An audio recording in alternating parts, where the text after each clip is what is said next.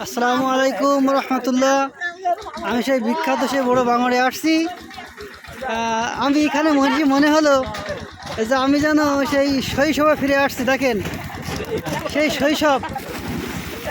শৈশবে দেখা কি আর কি আড্ডা। খুব ভালো একটা বিষয়, খুব ভালো লাগছে। দেখেন ছোটো ভাইরা কীভাবে লাফালাফি করছে সেই বিখ্যাত বাঙড়। হ্যাঁ, এই দেখেন কি সুন্দর, আলহামদুলিল্লাহ। দেখেন সেই শৈশব মনে আসছে, আমি সেই শৈশবে ফিরে আসলাম আবার। খুব সুন্দর উপভোগ করেন আপনারা, খুব সুন্দর হচ্ছে।